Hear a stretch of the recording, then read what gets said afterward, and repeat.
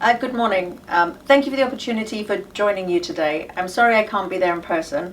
My name is Jane Jameson. I'm Program Manager of PPIAF, the Public-Private Infrastructure Advisory Facility at the World Bank. And we work to support country governments to create the building blocks for private participation in infrastructure. And climate is something we've been mainstreaming throughout our activities. And I'm glad to be able to share with you some work we've done on this topic today. As we know, infrastructure projects significantly contribute to climate change while also being vulnerable to its impacts. This dichotomy presents a complex challenge, especially in emerging markets and developing economies, where we need to support governments to develop a low-carbon future, but at the same time ensure that infrastructure is designed and built to be resilient to extreme climate events.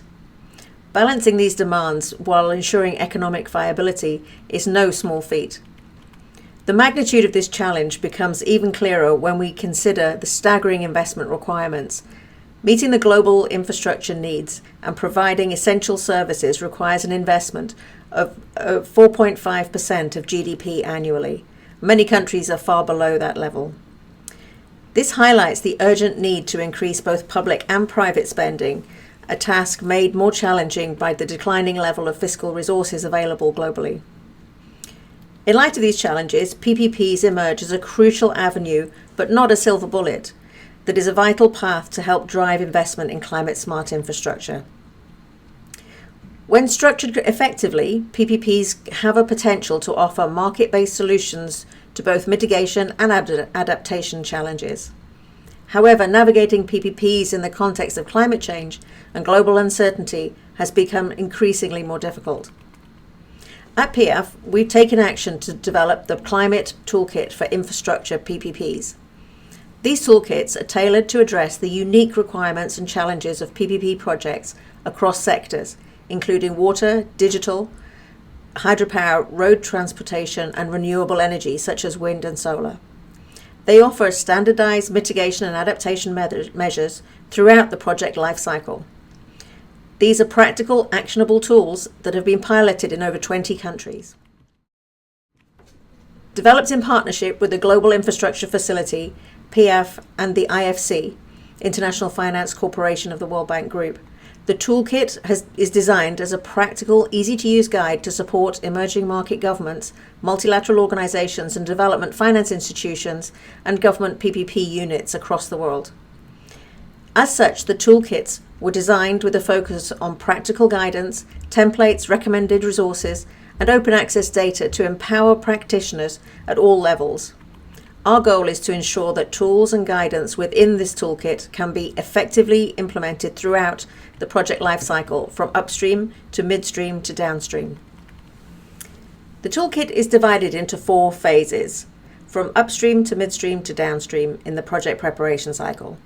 Phase 1 offers essential guidance to pre-assess and identify climate-smart PPP investments. It begins by aligning potential projects with national climate objectives. We help practitioners assess climate risk and opportunities using primarily qualitative data and globally accessible data sets, such as those provided by the World Bank's Climate Change Portal. This helps identify the most climate-smart, resilient solution to a country's infrastructure needs. Additionally, this phase encourages a broad view of the potential investment values and highlights potential sources of climate finance to support the climate project. Phase 2 takes a more detailed approach and appraising the climate risks and opportunities identified in Phase 1 at a project level. Here we shift to quantitative data, assessing climate interactions that impact the technical and financial viability of a project. This helps confirm the climate risks and guides practitioners towards the most viable pathway for achieving climate-smart investment. Phase 3 is crucial in structuring PPP projects. At this stage, we provide tools and guidance to integrate climate risk into contractual obligations, key performance indicators, and allocating risk throughout the contract lifespan. In addition, this phase offers climate-informed guidance on infrastructure design, specification, and climate certification that can help ensure projects meet requirements to access climate finance. Lastly, Phase 4 focuses on climate-informed procurement. This phase provides tools and guidance for conducting climate-smart requests for qualifications, tendering process, sourcing suitably qualified bidders, and ensuring that projects are both sustainable and resilient at the outset. The toolkit can be used throughout the project development cycle, or depending on where you are in that project preparation cycle, you can choose to apply any of the phases independently. So let's dive in a bit more detail to each of the phases of the toolkit. Phase 1 of the toolkit is designed to help develop a long list of potential climate-smart infrastructure projects through qualitative assessment. This phase assesses several critical questions. First, does the project align with the country's climate commitments? This involves systematically reviewing national climate strategies, policies, and plans that set the framework for infrastructure development. Next, what are the climate risks and opportunities associated with the investment? This question is explored by using qualitative data on global climate models to conduct an initial assessment of the project's overall climate risk. At the same time, the potential opportunities to reduce the project's carbon footprint or enhance its climate resilience are identified. And finally, what are the trade-offs of investing in climate action? This involves considering whether the additional costs associated with climate adaptation and mitigation are justified by the long-term benefits. This can include analysis such as cost-benefit analysis, affordability reviews, and value for money assessments, all of which can help determine whether the climate-related risks or opportunities make a PPP the most attractive opportunity. In Phase 2 of the toolkit, quantitative data and statistical climate models are employed to evaluate the long list of potential investments, ultimately confirming the climate-smart projects and narrowing them down to a shortlist aligned with the most effective climate adaptation and mitigation pathways.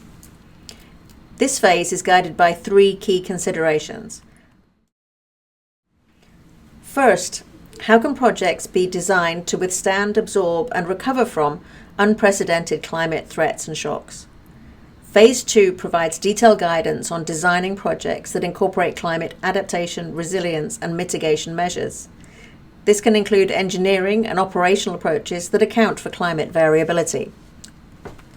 Second, how do we manage climate uncertainty in investment decisions? The toolkit offers methodologies for assessing the costs and benefit of climate investment across the entire life cycle.